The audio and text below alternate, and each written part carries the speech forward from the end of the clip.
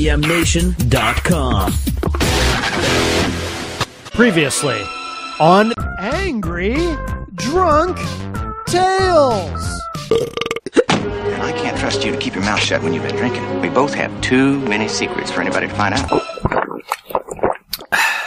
No more drinking, Sue Ellen. Be angry. Why won't Cliff talk to me? I guess he doesn't want to hurt you anymore. But I love him.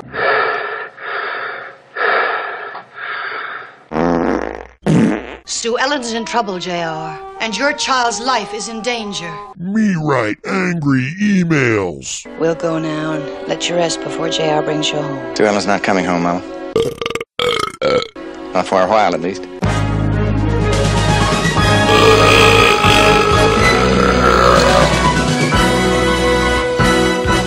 Episode 33. I only pretended to like you, so there. Me still angry.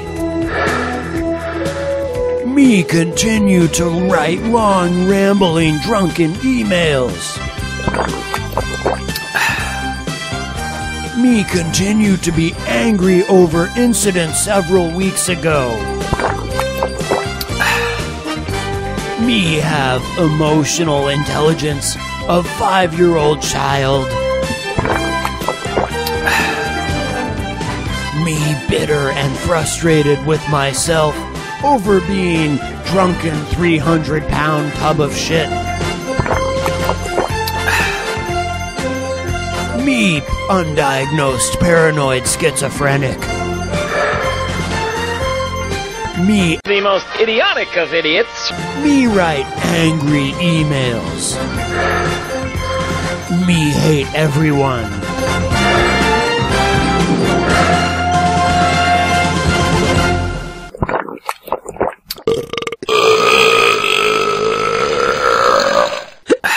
Welcome to episode 33 of Angry Drunk Tales. I'm Jen Coffey. And I'm Matt Connerton. And our former roommate is a douchebag. Yes. In addition to being a sociopath or a psychopath or chronic whatever. Pathological liar. Yes, yes. So we're still on August 9th with our emails. And again, because we received 9 separate emails that same morning, very late at night after midnight, from the individual who recently has accused us of cyberbullying with this show where we don't even reveal his full identity. And we're back here on August 9th. When did we start this show? Well, we're on episode 33. So we do 5 a week. We do 5 a week, yeah. So it's been 6 weeks that we've been doing this show. Yeah. And he continues to feed us material because he continues to harass us with these emails. So we shall continue. Yes. What time? Now, this is the point where there was actually like a 30-minute lull, wasn't there? Right. He actually managed to wait a full 30 minutes between emails. So let's see. Oh, by the way, something, too, I wanted to point out in the last one that I forgot to mention was that he, once again, in the last email that I read last episode, accused us of driving him to drink, which, as you've pointed out, is something that drunks do. They blame others for causing them to drink because they can't take responsibility for their own drinking. Exactly. So they absolutely refuse to take responsibility for what they put into their own bodies, and they blame other people for what they do. And incidentally, he made a claim that he only drank once a week before we moved in. Yeah, I'm the sure. 3 of us moved in, right, or whatever. Yeah. Within a week, actually within a couple of days, it was really obvious that we were living with a drinker. Oh, yeah. Yeah, because the door would open and there would literally be, at least 12 empty bottles. Oh, yeah. All over the desk. And then you'd hear him just arm load them into the bucket. Yep. And these big crashes of glass in there. Yep. And it was odd. How can anybody drink that much of anything? Yeah. Of anything without just, By the way, in this next email, because this is radio, you won't be able to see this, but I'll just tell you. You can probably tell if you listen very closely as I'm doing these dramatic readings when he puts things in all caps, because obviously I try to indicate that by raising my voice a bit. But also in this next email, there's one phrase where and this is the first time I see this, but then it becomes a pattern, where he puts things in all caps and even bolds it. I'll tell you after the email what the phrase was. So here we go. So this is our next email from August 9th. Again, this is to the group. And this was at 1:30 a.m. This was the email. The person who wants to take legal action against us for cyberbullying, this is the email that he sent to us at 1:30 a.m. on August 9th. Do you really want to know why I first asked about whether you were staying or going? Because you and Jen ran an AC in your bedroom for 3 days when I know neither of you were home and had open windows at the same time. I was tempted to go in and turn it off because you were obviously just trying to run up my bill. Much the same way Angela was when I mentioned a similar thing to you. You people thought that was funny. Again, making my point for me. The week after Jen's son moved out, of his own volition, by the way, I did not do that, no matter how much you want to make that about me and again play the martyr and such. When he left the AC in that room, the fan, the light were all on, were all left on for 4 days, until I asked you turn them off if no one was going to be in that room. That was the state of how my apartment had become. You took all of it over. And yet you wish to pretend differently. Okay, good for you. At the end of the day, after talking to Napoleon Bonaparte once again, I know this was also the reason why he wished you to move when he had the lease and such. In fact, I did you people a favor by taking over the lease when I could have found just my own place. You all pushed me into taking over the lease repeatedly, which is very, very much against my nature. I hate leases, and the people attached to this know that about me. But you all pressured me to take it over, and I even offered once to put your names also on the lease. But you didn't want that either. So stop playing the martyrs. You overstepped your bounds and overstayed your welcome. At the end of the day, that's what it is. Stop pretending it was anything but that, or that I am somehow different from what anyone else would do in similar situations that you all put me into. You can pretend whatever you wish, but at the end of the day, the truth is pretty simple. But I know you enjoy playing pretend as well, like how you pretend that your cable access show and your podcast actually mean a damn thing. By the way, real celebrities don't have to pay to be on TV or the internet, which makes you quite the joke as how you represent yourself. But then again, there is a title your girlfriend gave herself, which does flaunt the law and tradition and such as well. So I know you both enjoy playing pretend. Good luck with that for you. And let's finish off August 9th. We have 2 more. We'll finish off this date. So this next one came a few minutes later at 1:38 a.m. By the way, I also seem to remember when you were manipulating me against Napoleon Bonaparte and such, that lie 3 separate times. I said, I don't want to take over this lease. That I would prefer to just find myself a 1-bedroom or move in with a friend and such.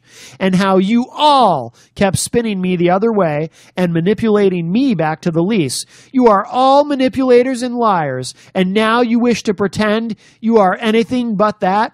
Fuck you. He told us. That's right, he did. And then one more. And what time is this one? This one's at 2:24 a.m. So let's look again.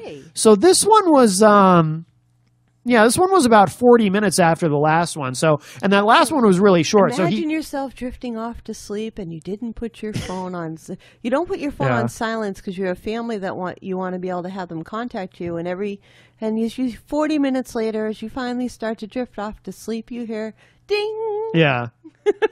And here we go. And this next one, by the way, and again, I will remind you. So this is our final and 9th email from him on August 9th. The individual who has threatened us with legal action for cyberbullying him. This is his email to us on August 9th at 2:24 in the morning. By the way, the Sunday you moved out, I went to work at Brothers 90 minutes late that night. I got to watch you from across the street. The only thing that proves about you is just how good a liar you are. Because at the end of the day, I was glad to see you go. It did not bother me one bit to see you people go until I got home and saw my AC and that pair of boots missing. But I am used to users like you stealing from me anyways. What gets me about this is how you think you are also innocent in anything when you all just basically took over the entire place like it was your place. Again, I was never actually asked about Jesse staying here after the day I said you needed to ask Napoleon Bonaparte. When he still had the lease. And I know you never asked Napoleon Bonaparte. either. And then June 1st, your spoiled kid called me an old man and useless right to my face. Broke my shoe rack right in front of me, and I just shut my mouth. Neither of you had ever actually asked me about him moving in, because guess what? I would have said no. That's why I first I'm sorry, it's hard when he's drunk because things stop making sense. That's why I pushed it off to you asking Napoleon Bonaparte. So that he could say no. Or we together could say no. Even before Napoleon Bonaparte left, you people were already taking over this place as though it was your own. That was why I never really wanted the lease too, by the way. Not because I'm opposed to a lease, but rather I was opposed to the two of you as roommates. I had actually hopes that Angela would not be more of the same that I had seen from the two of you. Trust me on one thing, I can look right at you and pretend I like you. I never liked you, Jen or Jesse. Your politics offended me. Your life choices offended me. And you as people who don't do any real work, well, that too offended me. It's pretty fucking easy to pay $450 per month when it's split between 3 people. But at the end of the day, your roommate might get pissed off by you occupying the entire house too and running up bills because you all spent more time individually in this place than he did as a work-from-home programmer. So basically, I pay for all you to be lazy slobs who pretend to be media stars. Sorry you don't like hearing the truth, Matt? You are a pretender. Your girlfriend is a pretender. Her son is a wannabe pretender. And not a one of you wants to work a real job or career for a real living. At least not until the pot runs out. And there you go. That was the end of August 9th. Yeah, finally, huh? Wow, 3 days to get there. By the way, so this individual who keeps calling us liars, he says in this email, I can look right at you and pretend I like you. I never liked you. So he repeatedly accuses me of being a liar who looked him right in the face and lied. And then and by the way, I think is this the first time that this really shows up? I think it is. Where he admits to basically being a liar himself, but of course doesn't possess the self-awareness to realize that he's a liar calling us liars. I think you're attempting to use logic. Yeah. And I think that's where the failing has occurred. Yeah. He continues to be stuck on this thing about you can't use that title. Yes, and over again, you can't. And the boots. Yeah. And the boots. Ew. And we think we're media stars and... Oh, yeah, and it's like... If you're so busy and have so much work, where do you find the time to write this dribble? Yeah. This horrific dribble. Well, he finds the time late at night while he's drunk. Oh, and also, too, he contradicts himself here because he says over and over again how we manipulated him into a lease which is not true. We didn't manipulate him. He offered to do it. But he keeps accusing us of manipulating him, and talks about how I hate leases, and everyone, because he's sending these to the group, all of these people know how much I hate leases. And then in this last email, he's like, you manipulated me into taking the lease, which I didn't want. Not that I have any problem with leases. I just didn't want you as roommates. And then, well, which is it? Then I distinctly recall, and I might be giving a little away here because maybe we haven't hit it yet. There's another one where he says, I kept all your names off of there. I was very careful with the wording, and I made sure of it. Yeah, you're right. You're right. There's another one where he says he purposefully was, and it's like, dude, what part of the we don't want to have our names attached to something that binds us to you for a year? Right. Did you not understand? Right, yeah, because sometimes he says he intentionally kept us off because he didn't want us on the lease because he wanted to make sure he maintained control. And then other times he's talking about how he repeatedly offered to put us on and we didn't want to be on it. And then we manipulated and those conversations never happened. Into signing the lease that he never wanted. Right, yeah. So he's got 3 different narratives going on there over the lease. And here's the funny irony. The most idiotic of idiots. If you're listening, you could have gone on a month-to-month basis with him. You didn't have to go the lease route. That's right, because we found out later, our new neighbors upstairs, yes, they got a month-to-month deal with the gentleman. The most idiotic of idiots. Refers to as Yes, yes. Right, when at the same time he was talking about how much he cared for me. Yeah. Mr. I don't want to say it because he's a wicked nice guy, and I hate calling him that. And I can't stand that. The most idiotic of idiots. Calls him that. It's just so disrespectful to me. It really bothers me. That he calls him. Yeah, it totally bothers me. Well, I don't think he's trying to be disrespectful. I think he's just... that ignorant. Yeah, yeah. His name is something like that, but it's not that. I don't want to say it. No. I'll tell you what, though. The most idiotic of idiots. If you're listening to this, feel free at some point to go downstairs and look at the name on the mailbox on the first floor apartment, and you will see the actual name of your landlord. And then if you have idiot. further difficulty, take a picture and show it to someone who can help you with the pronunciation. And maybe you can refer to that picture the next time you want to write an email. Yeah. So you can remember how to spell it correctly. Though we will never use it correctly on air because... I have a great deal of respect for that person. Yeah, the landlord's a very nice man. And as we've said before, this whole series is nothing about revenge and all about, this is a story you can't freaking make up. And it really happened, and it needs to be told. And it continues to write. It has not ended. Yeah. There is no ending yet. That's right. The ending could be interesting. But have no fear. Because we will always be here. So that will conclude this episode. Tomorrow's episode will pick up with the very next day. The very next day, we got even more harassing, insulting emails. We didn't make 24 hours. No, we thought we might. No, but no, we did not make 24 hours. The cyberbullying from the man who wants to sue us for cyberbullying continues the very next day. I know I say that a lot. I just find it hilarious. And you'll hear those emails eventually. Those were more recent, so those will come later in the series. But yes, spoiler alert, he does actually threaten us with legal action for cyberbullying him. Fucking amazing. Just amazing. What a fascinating character. Tomorrow night for less than 24 hours.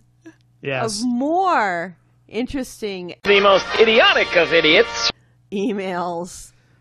And, as we always say, if you happen to be his new roommate, while we are not religious folks, we will say this to you. May God help you and keep you safe. Good night. Good night.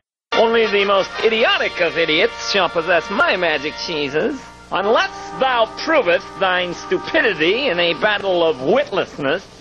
I shall eat thee. Get it?